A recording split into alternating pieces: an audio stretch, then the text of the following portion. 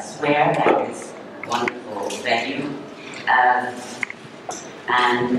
We have another services called In Translation that takes place downtown in Oriental Hall. They're both monthly series, if you will.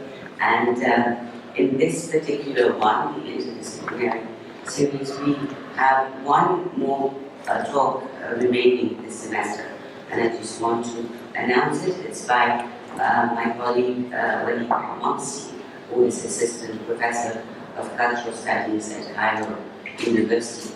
And his talk is entitled Shut Up Your Mouse, Obama, Self-Representation and Identity Construction in Post-2/11 Egypt. And I'm sure we all are familiar with that video that has gone viral, the Shut Up Your Mouse, Obama video. In Tahrir, we have 2 more lectures remaining this semester. On March 21, we are hosting Sausan Bashir, who is the founder and co-owner of Afaq bookstore, and her talk is entitled Translation, Readers, and the Market in Egypt. And she will be lecturing in Arabic. On April 4th, we will be hosting prominent scholar and poet, Indian poet, Marilyn Plumlee, who actually writes in English, but will be lecturing in Arabic on this occasion. And this talk is entitled My Life Opens Its Eye, Introducing Poems for the Life Project. And we will be doing this in Arabic. So if you have a chance, please join us for the remaining lectures.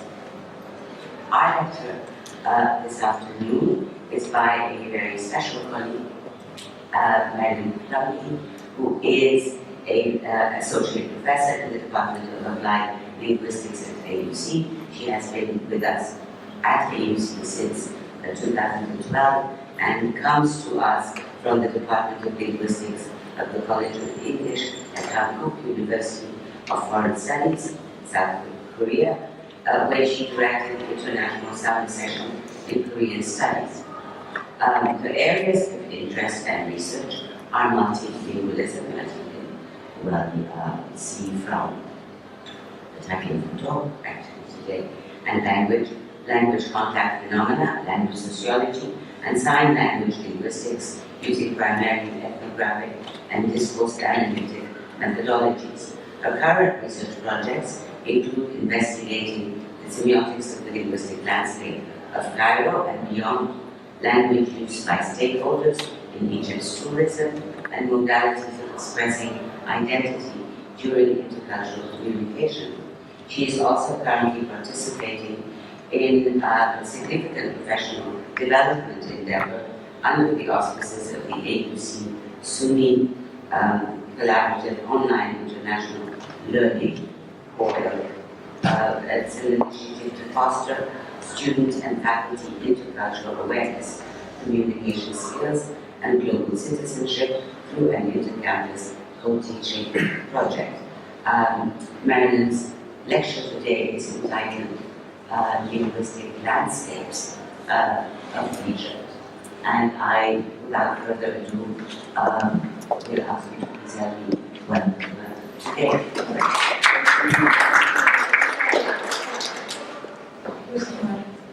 Title. Thank you all very much for coming. Most of the members of the audience are friends, colleagues, former students, and I'm just very glad that you came. I wish we could call in a few more people, but I've got a lot of slides to get through. As you know, I usually over-prepare. The students are nodding their heads. And so I'm just going to get into it, and hopefully I can get through all the slides. Not all of them are going to require a lot of explanation. So as you see, the title of the talk itself is Egypt's Linguistic Landscape, Tokens of its History and its Trajectory, by looking forward. And this is, the talk today actually is combining 2 different papers, presentations and papers that I've worked on, and I'm going to show you. It's pulling it all together for the purpose of this interdisciplinary talk today. And here I just evoke the landscape of Cairo. That's not what I'm going to be talking about. But I'm going to use that just to set the scene that we're talking about the linguistic landscape. I came across this quote that I think is very relevant for what I'm going to be talking about today. Some of you, if you attended the December conference, you saw this very same slide.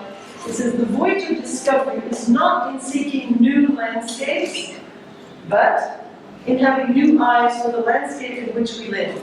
And a lot of people, if you've been with me on the bus, and some of you have, you know that I'm constantly taking pictures. Excuse me, could I sit next to the window? I'm doing some research. Can I have a window seat, please?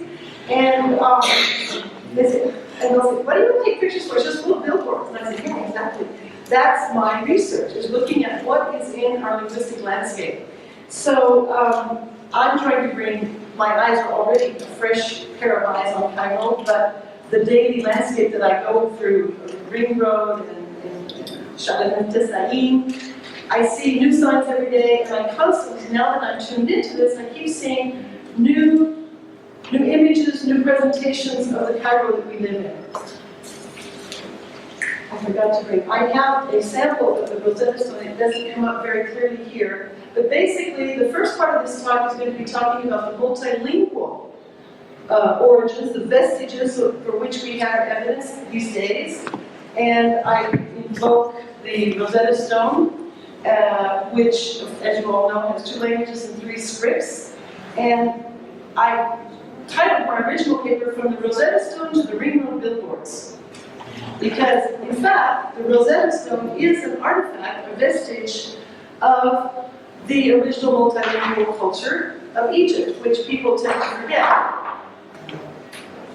And as I say on this slide, the questions that people asked about the Rosetta Stone when it was first discovered in 1799 by the French expedition, people said, "What does this say? Why was it written? Who was it written by? Who was the audience? Who were the readers that we expected?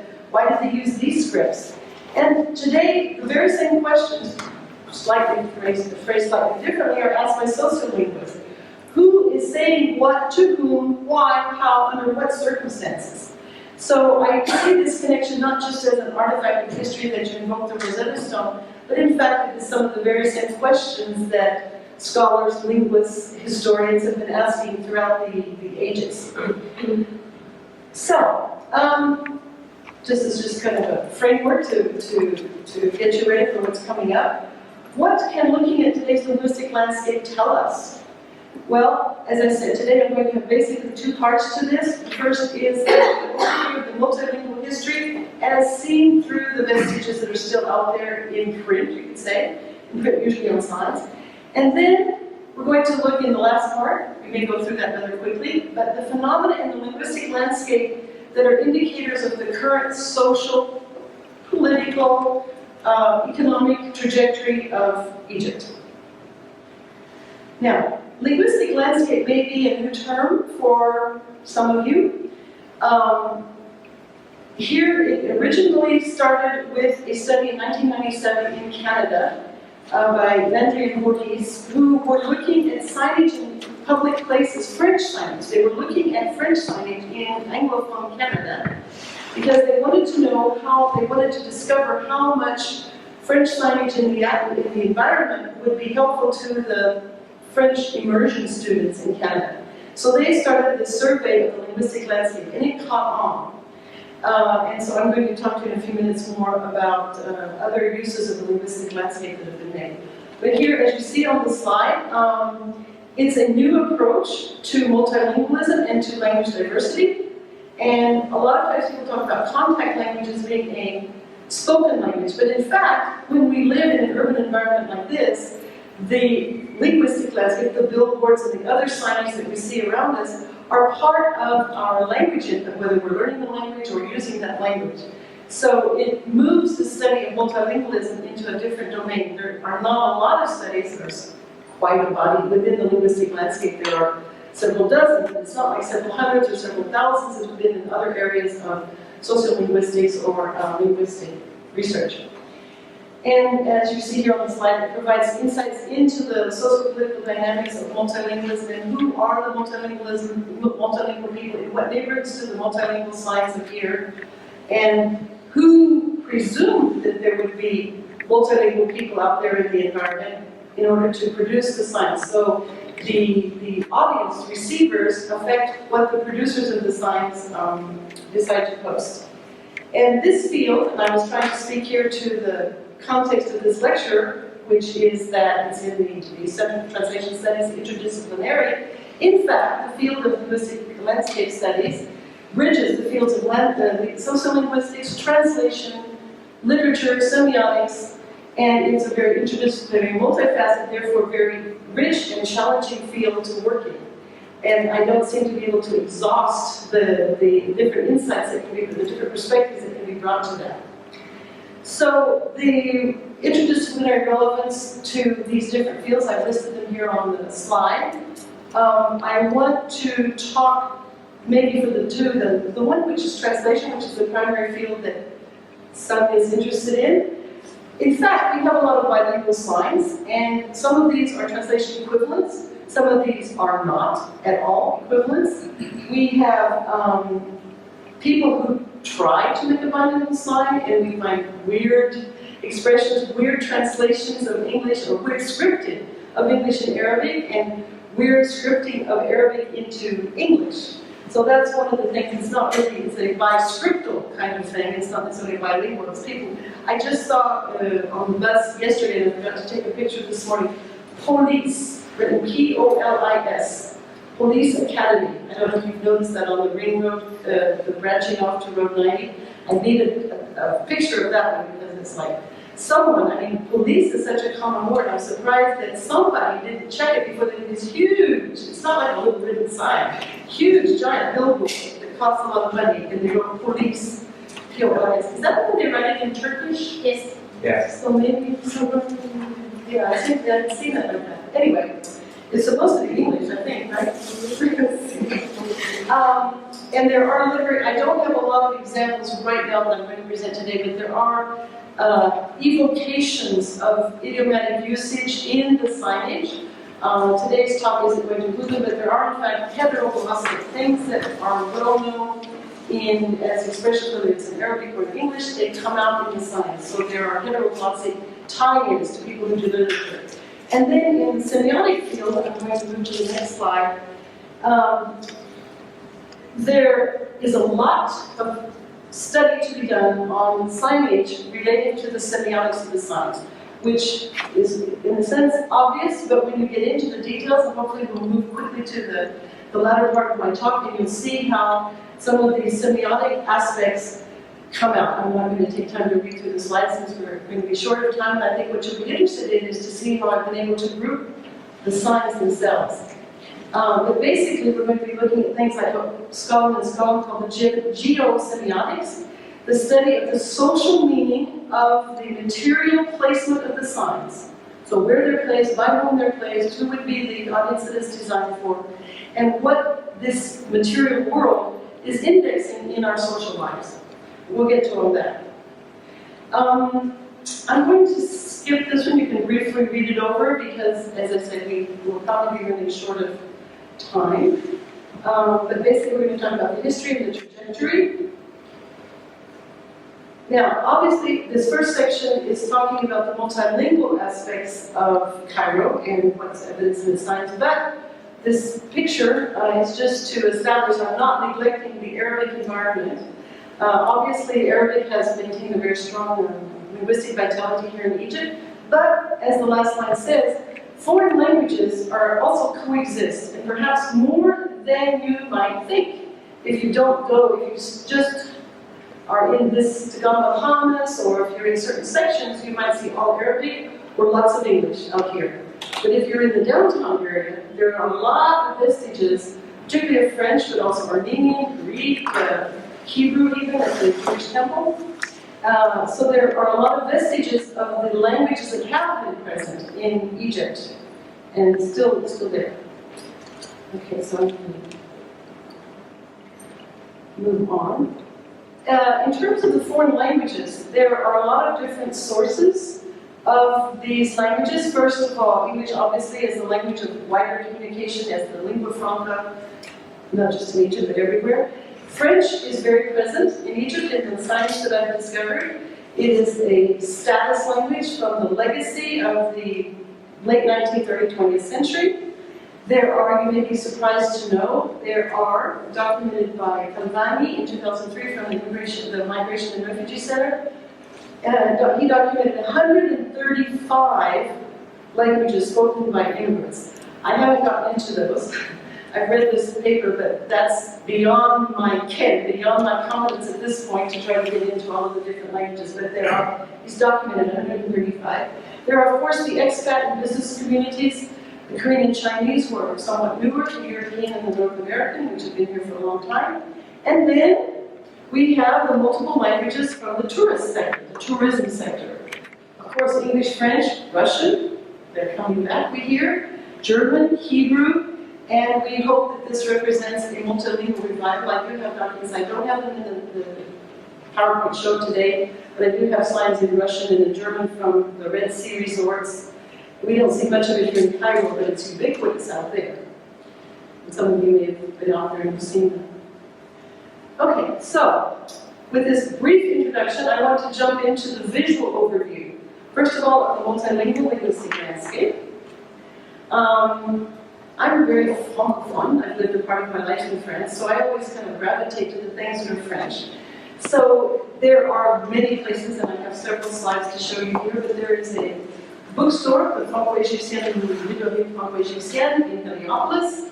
And this is a subsidiary, I guess, of the Hachette, a famous French publisher. Just to say that you can go to a bookstore specialized in French, in addition to the little corners of French in many other different bookstores. This is right on my street where I live. There is a pharmacy with English and Korean. And it happens that I came to Egypt from Korea and they dropped me off at this apartment building.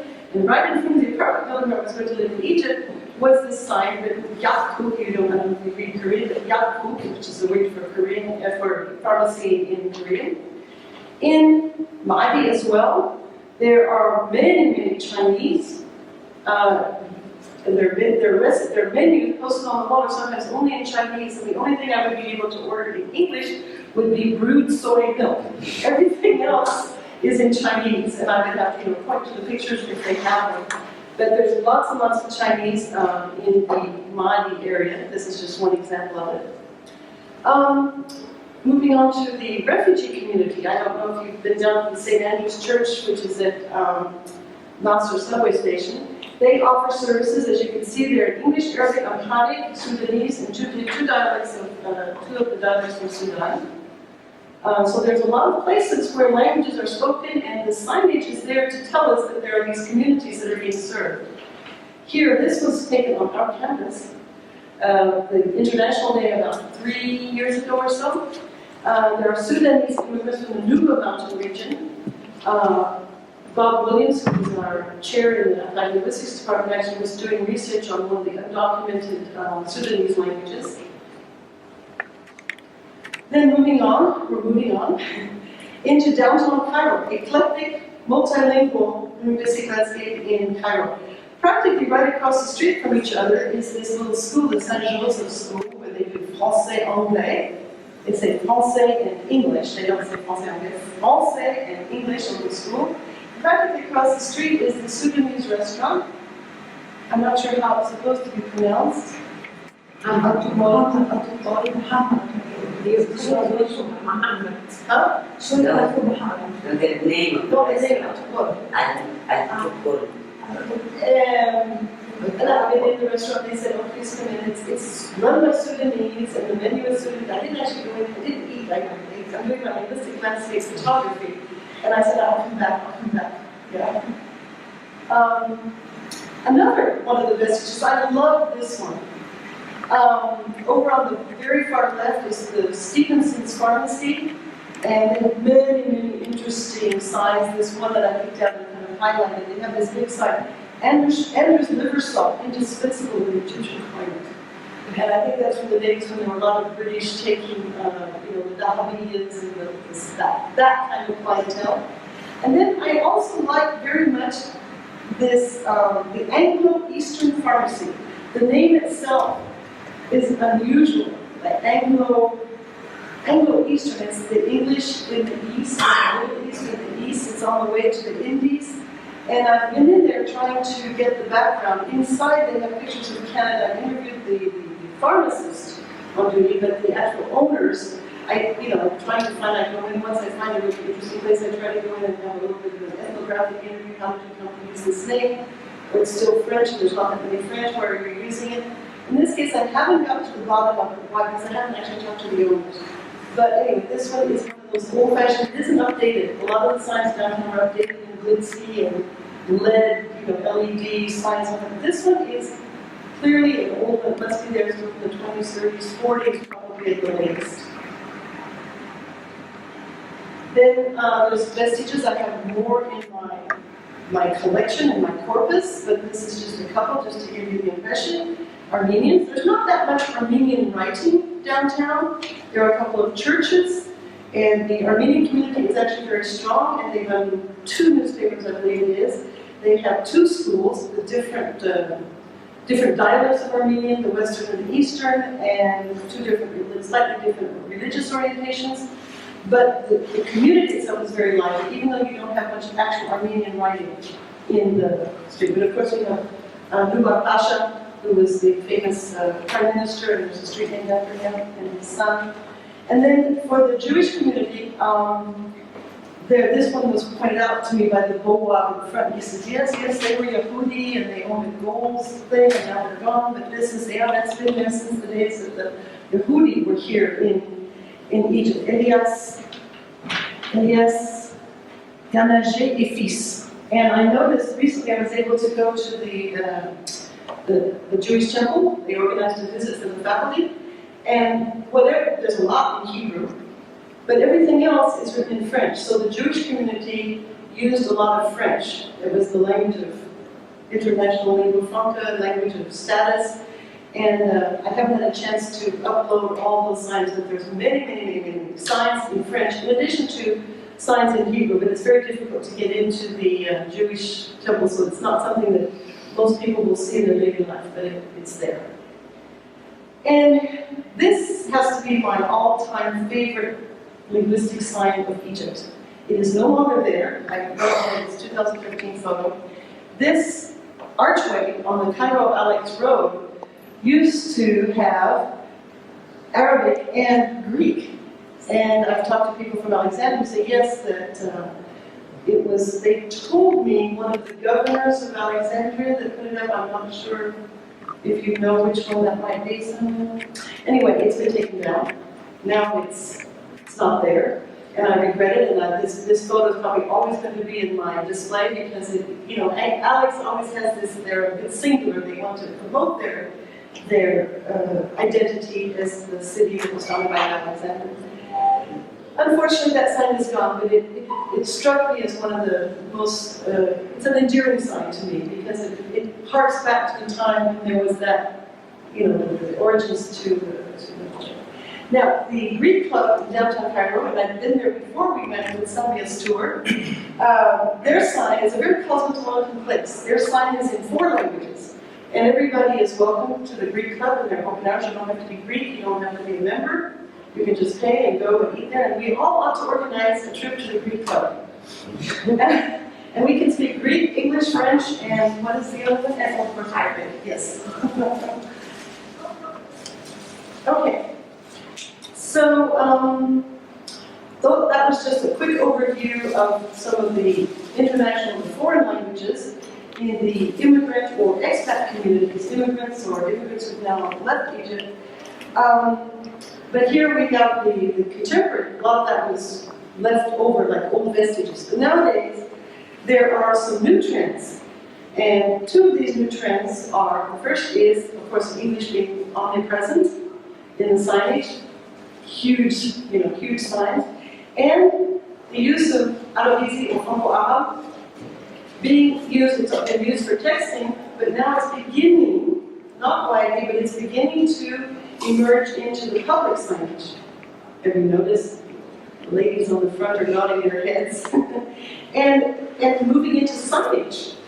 I mean, it's already been there in menus, but it's actually becoming visible in the public signage And this implies that the people who are producing this, it's supposed to be cool, they're supposed to be young, they're appealing to a certain age bracket, you could say, but they're assuming comprehensibility among the general public, because otherwise they wouldn't be using it for signage to attract people to their whatever it is they're trying to advertise. Okay, so here we have, of course, English being used for marketing to upscale customers. I'm going to move quickly through that. And here's a couple of signs. These particular ones were here on the AUC campus, but I have others that were, I'm sorry, you can't even read that. That was the Beirut food place. They said, ما في أعظم من هيك. ما في أعظم من هيك. Should be أعظم من هيك. It's more delicious. Yes, yeah, it's just superlative, right? And then there's this other one that was written as a sign. It was on a public welcoming somebody back to Egypt, all in Arabizi to their girlfriend that had been studying abroad. So why do we have here in Egypt this multiple layers of linguistic vestiges? Well, I've written here on the slide, there have been these coexisting linguistic practices across the eras due to the various ethnic, religious, and of course linguistic origins. And what's interesting, I think, I haven't done that study, that would be a historical study and something else to compare with other countries, but they haven't sanitized the linguistic environment. The society in general has been very tolerant, has accommodated itself to the coexistence of these different communities, not like in Quebec, for example, where everything they have to preserve French, so French has to be, and sometimes they don't even allow English, but if they do allow English, it has to be in much smaller type, much smaller font, and the French name has to be dominant. But that's not been the case here. Here you see billboards, you have the French and German and English right on the same building. It's very tolerant, multicultural, you could say.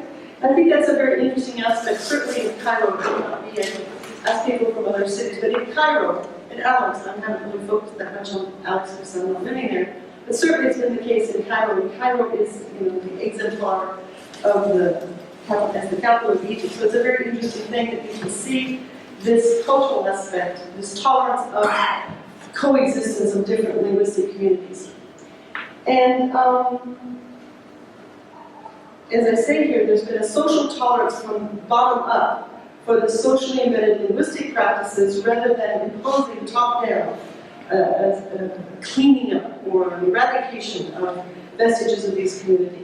We had the Greek and Egyptians, which were Coptic-speaking, coexisting under the Ptolemy regime. We had the Arabic and Greek coexisting under the Arab conquest at the time of the Turkish language, from what I understand, was never imposed. Few words have drifted into the language, but Turkish was never imposed.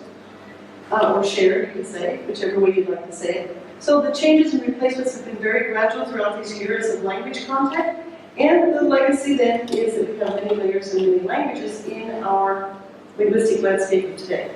So in my multilingual analysis, I found 4 categories. Let me check my time.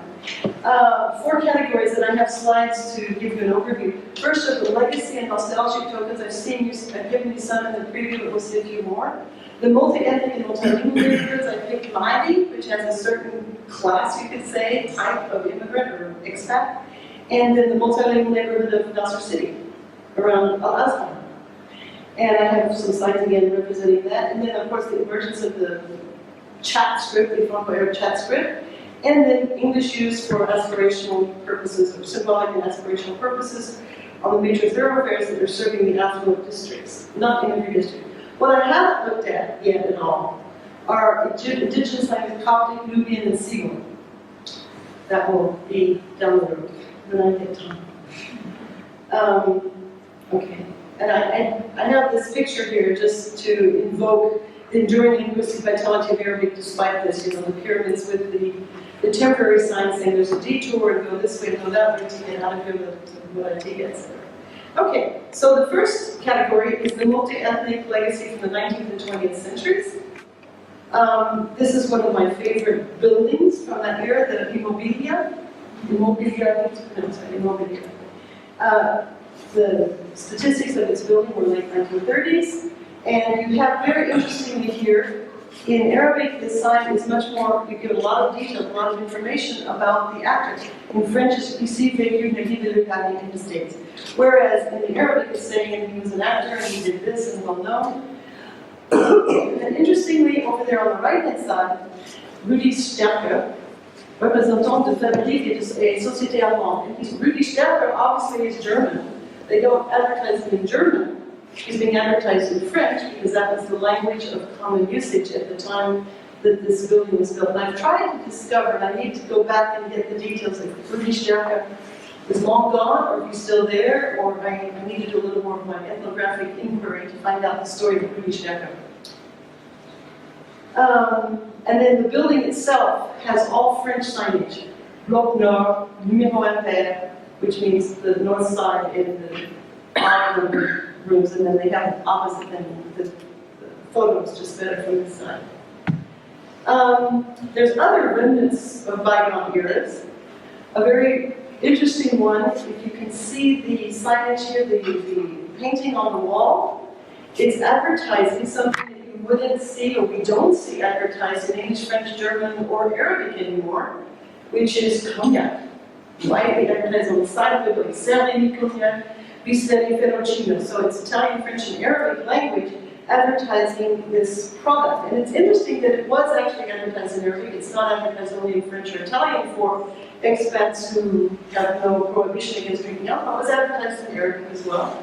Be interested in the comments from the people who've been living in Cairo, maybe not since the 30s and 40s, but the friends, the ladies who are Cairo residents since way back could maybe give me an interpretation of that. And then there's a flower shop right there on Talat Park Square, the Enfants de Nice. And I've inquired there, and I was told by the current owner, who is the son of the owner who bought it from the original Frenchman who owned it. And I said, why did you keep the same Enfants de Nice? Why Nice? And I had all these hypotheses. Well, maybe the French owner originally came from Nice. Or Nice is famous for its Bataille des Fleurs, famous for its flower parades, and famous for its the Mardi Gras of Nice. So I don't know if it was evocation of this general culture trade, or if the owner might have come originally from Nice, but the current owner, who is the son, said that, well, we just kept the name, and they used this particular shop used to cater to the big names, the celebrities, even the kings and queens. And he said, now they're struggling. They barely do any business, and they don't have that many interesting displays. They just got cut flowers in the vase. And he said, we sat down and talked to me, and he said, we used to serve them. All the famous people used to come here, and Linguistic Landscape, and I don't know who all used to come here, and the kings. So it's a very famous shop for those of you that are familiar with downtown Cairo, really understand. Okay, so I gave you that was a different one of the Armenian. There is still in English, there's a shop downtown whose name is Chunchidian. It's a gallery, he calls it a gallery bookstore. Again, it's a vestige of the Armenian heritage. There are others, I just picked this one for the data show. Here, I gave you that one already. Now, we have the multi-ethnic neighborhoods of Maki and Nasser City with the two different types of expat communities. I like this one. This is a new restaurant called La Tapa Luna. And if you notice, do you read Spanish? If you read Spanish, okay, what better place to experience? El Mundial. So that was the World Cup in 2014. And then at Tabla Luna. And then they write here, Este Mundial es de Latinoamérica. Viva lo en Tabla Luna. So this is the World Cup of Latin America. Come and live it. And watch the show here in Tabla Luna. So they're not that there's that many Spanish-speaking people in Mali, but they're putting it for effect. And most people, if you speak French, you can kind of decipher the Spanish. Another example, I have my pharmacy sign again, and then in a shop up on one of the main commercial roads, 233, for those of you that know Mali. You've got Photoshop, not unusual to see photocopy in Arabic, but what was unusual was to see Chinese down there in the bottom corner. Just another indication of the number of Chinese who are out there needing, very mundane, banal aspects of Chinese restaurants. There's Chinese in lots of different ways around the community. This one on the left is, I'll just comment on that one. This is what I would say, very uppity English. If you see it, it says, this is a play school, or preschool for children, the playative side. Our brief is workshops for kids. And I inquired with a lot of British people. For me, as an American English speaker, we don't say our brief is, and it's very, very haughty, kind of uppity. And I inquired with several British people saying, no, you can say it, but it doesn't sound like something you put on an ad for a preschool. So obviously it's speaking to the adults that want to make sure their children are in a very, coming full, uppity kind of place. But it's just very interesting that such haughty English would be used in the advertising to the parents. Of course, the children are not going to be reading this, but they're obviously appealing to, and then you see that the ad is to the play. There's a Facebook thing, so they're assuming that the parents are going to go online. So they're appealing to a certain clientele, a certain social class. And there's lots of things to say about all of these, but I can't talk about all of them in depth. This part is a row of shops down on Route 9, and they have everything in Arabic, English, and French. It's more or less equivalent, translation equivalents. And again, I talked to the owners of this place, and they say, well, we've had French since forever, because this is, that used to be the language of the people in Mali. Now it's kind of changed. Of course, there's still French people, but it was done. You just did things in French in that era. Moving on to Nasser City, one of the large populations there are Somalis. And I don't read Somali. I haven't found Somali to translate for me. But what's interesting is that the Somali language is very evident in the windows of restaurants and barbershops and different places. And you can kind of decide. The only word that I could figure out was Ramadan. It's announcing something that's going to be having a Ramadan meal. Come to our restaurant for a Ramadan meal.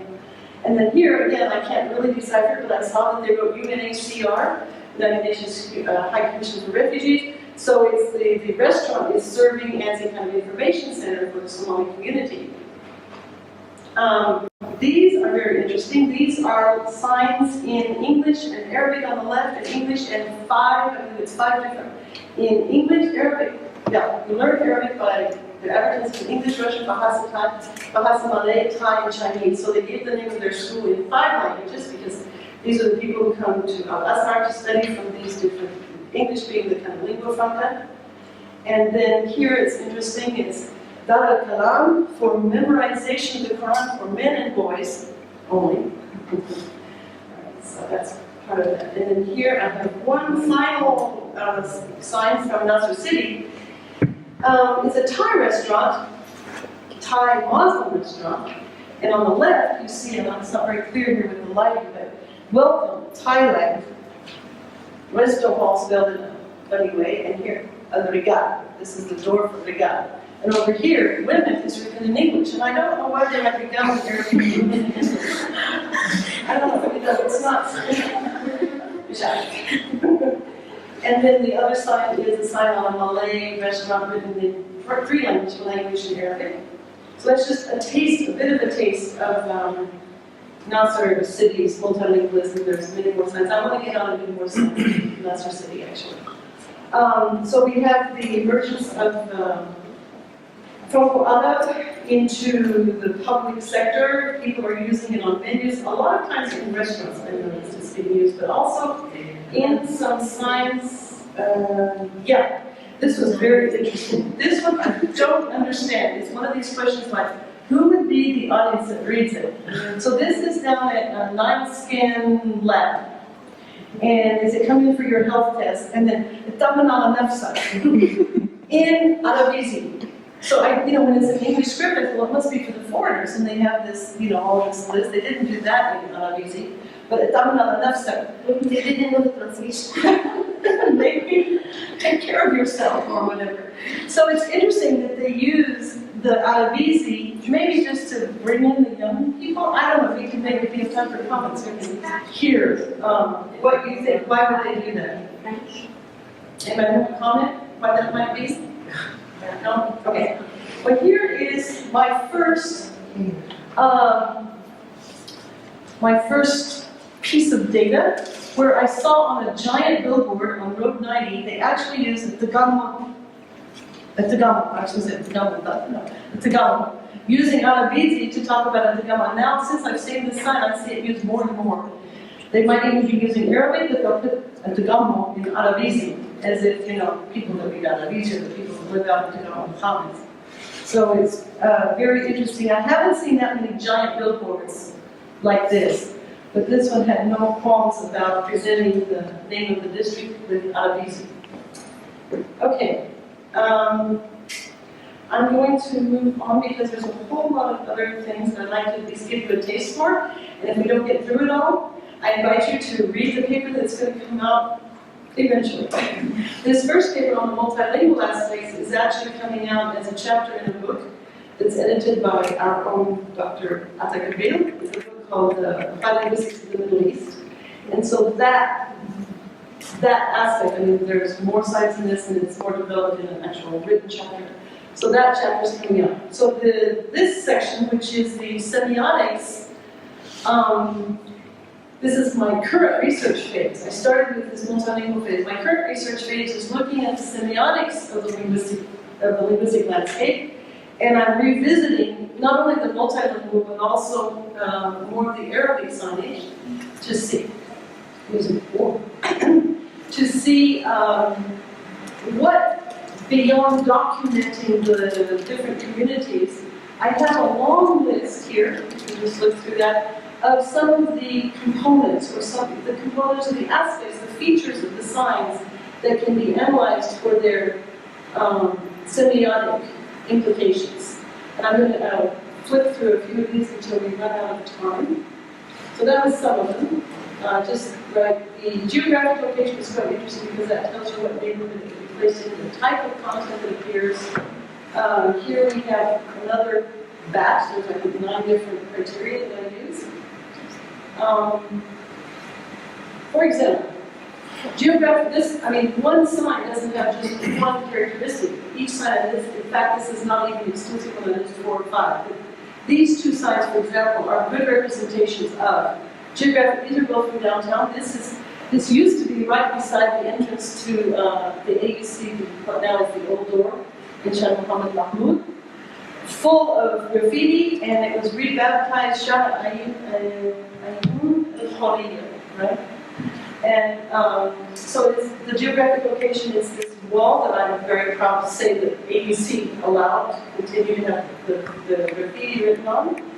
And then on the other side, you have this general insurance company from CTS with this is one of the buildings that's been renovated by the Ismailia real estate company, and they have done a beautiful job of renovating, and they have redone the script, and you have the script in Arabic, there's another script in Italian.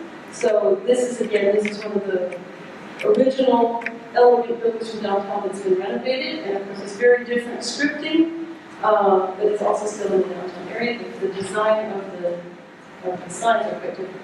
Here again, geographic location, permanency. So some of this is semi-permanent. That's semi-permanent. This would be relatively brief. I like this also because it uses many different haga, mid, LE. It's like every line is a different language. Sail, and it's funny. Haga meaning. So who is the audience of this? People that know haga, you have to know Arabic. But then they put sail, which everybody uses these days. You think it's for the English people. You see AY, but if you don't speak Arabic, you're not going to know AY. What's AY? And then you can't read the haga if you don't read Arabic. It's like a very mixed sign. But 100 LE, that might attract people. This is one of I keep saying this is my favorite. I have many favorites among my data. So this one is the content type, advertising. It's a government-produced poster. The place where I found this, let's see, they're not in the same place, but this was in this one was in the Fatimid area, I think. Anyway, what's interesting is, you have this semiotics here.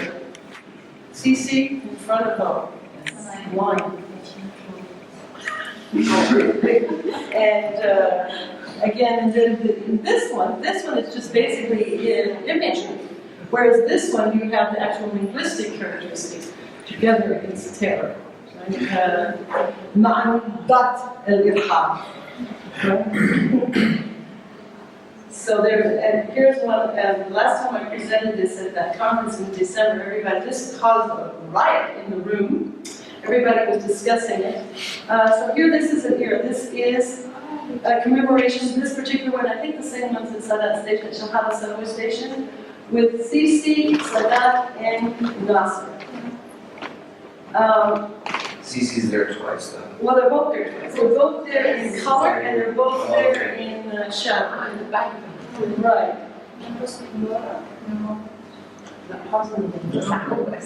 No, he doesn't. Huh? He doesn't fit. What? The same costume work, he doesn't fit. He's not one. Yeah. I mean, he's not spoken. Well, maybe now he's beginning to speak. Okay, but anyway, this is again the year, the location, the customer who's in, who's out. These are all really interesting semiotics. Okay, and then of course I couldn't avoid this one was taken up in Luxor. I took this particular one, I believe, but there's lots of these Hajj stories. Everywhere you find it also. Yeah. Yeah. I don't see that often in Cairo. But we see it up in Egypt, up in Yeah, I have lots more that I've taken. This is one of the first ones. And then again, so in terms of the characteristics, components of semiotics, the content type, the placement, where does it occur? Of course, always on the house of the Haji or the one that went. The code preference, always in Arabic, of course, in this. I've never seen anything but Arabic and the symbols, the little drawings that represent whether they went by boat or by plane and who they went with. They went as a family. And they have only the name of the man, they have the Samir, but they don't have the name of the woman. Did she go? That's interesting to know. Did she go or did he go alone? Both, but they didn't write the name of the woman. Yeah, that's a cultural thing. Yeah. And then again, just using some of the criteria from the semiotic interpretation, the code preference and placement where it's put on the building from top to bottom. That's, from top to bottom, left to right, right to left, do we mix languages within there or not? Then, so that was an Islamic example. Here is a Christian. Was it running out of PowerPoint and stopped working? Did it go wrong? It's not showing that there's an online, it says PowerPoint and stopped working. Oh. What happened? DS. I don't know, I have many, but I don't know why it stopped working. Why would it stop working? I know some people have to leave for a 2 o'clock class. I have many more to show, but I just want to thank you all for coming, and there's many more in this new semiotic analysis, and I will appeal to all of you, including Mary who's walking out, to give me some interpretive data on the things I showed you, or other slides and other data. I really do appeal to thank all of you. I mean, almost everybody in the room is a personal friend or student or former student. Thank you for coming. You're a first timer.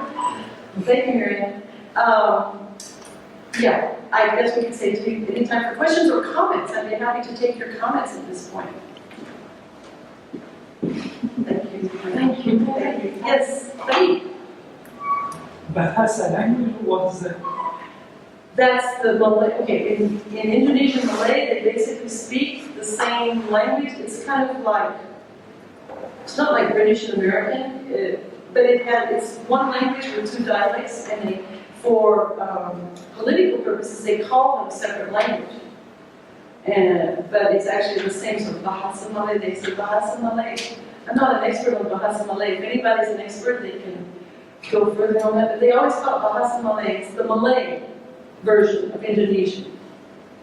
Or Indonesian is the Indonesian version of Malay, I guess you could say. Because they divide it politically. Like the Czech, it used to be Czechoslovakia, now we have Czech language and Slovak language. Completely mutually intelligible. But they call them by different names because they're spoken in they have differences. Like in America, you say the boot and they say the boot, we say the trunk, those kind of things. They have slightly different words, but they're completely mutually intelligible. They use the same script. Yes, someone. Well, first, thank you for a fascinating lecture and for, this very eye-sensitive kind of wide spectrum of images and languages. I have a couple of questions actually, or comments, I don't know what to call them. But you know, one of the things that attracted my attention is that would be interesting to sort of investigate further is the hierarchy of languages. You know, Yes. who comes first? I mean, when do we put Arabic first? When do we put it in the middle? And when do we ditch it completely? And some of the times are very consciously sort of hierarchical, and they say something very political about these languages. That is one of the, I skipped that and went over very quickly, but it is one of my designated components. It's designated by President Marilyn, and it is, you know, which one, if it's Arabic, which one comes to the right, which one is in the center, which one's in the periphery. And I actually have some slides that have, you know, that vanished here because the PowerPoint's not working. And I was going to show on McDonald's where they put the hamburger in the middle and all the other imagery is in the periphery. But absolutely, yeah. And what makes sense politically, you know. Oh, yeah. Yeah. But also, you know, I found it fascinating, also the city ones are fascinating, of course, because suddenly, you know, it says something about the changes that the linguistic landscape has undergone from, you know, cosmopolitan colonial period to this post-colonial, more sort of immigrant-based. And Islamic studies and attracting people from And non-Arabic, there really is a political landscape also. And one therefore can do a study just across, you know, time-wise, when it was, which languages dominated which time frame and why, and which are the new ones that are coming in and why, and obviously from the Rosetta Stone to the Ring Road. From the Rosetta Stone to the AUC signage. but it's fascinating. Yeah. There's so much you can do with it. Well, I look forward to more feedback and more conversations. Yes, question? I like the idea of different pictures from different places. We always see when we are just walking in Cairo and not seeing the very observation you're saying in your presentation, but I really enjoyed getting them all in one place. You just get from Alexandria and from Luxor, from Cairo, from different places in Cairo. I like the idea just of getting this topic from different pictures. We thought it's something normal, but you really just it meant a lot to us now. Seeing them all gathered together. New eyes, exactly. It's like you walk by every day. And sometimes, honestly, on the bus, it's just, you know, visual pollution. I mean, there's a professor, it's just visual pollution. I'm going to close the curtain. I said, no, please. I wanted, this is my research, you know. But it is something beyond, I mean, at one level it is visual pollution. Yeah. But in another, it's an interesting, very interesting object of study for linguists. Yeah. Or sociologists or, you know. Yes, I have some comment concerning the use of easy new maybe shops or restaurants or like. I think it's some kind of trying to be like up to date. I'm trying to say that we're up to date and this is the, as you said, freelance. And I guess those who might have suggested or done these signs, definitely they are, if you look into the background, who did them, you find that they are definitely Young young generation. So it's, I think, I know some like, we have older generation, they don't even, they just, yes, they recoil from it. Exactly. So sometimes showing the kind of environment And and who do they expect to be their customers? yes, exactly. Yeah. Yeah, I just compared I understand that there's different language here. Said that there's funk or I'm sorry, different language where? in the US. You said there is a drum and you just said What did I say? you said the two ways of interpreting something. Oh, the trunk. Oh, the British and the American. Americans got thing at the back of the car, you put your baggage, we call it a trunk, and the British call it boot. And then we say elevator and they say lift. So, you know, there are differences like that between say Czech and Slovak and Malay and Indonesian. Yeah. Are you British trained? No. No? Oh, okay.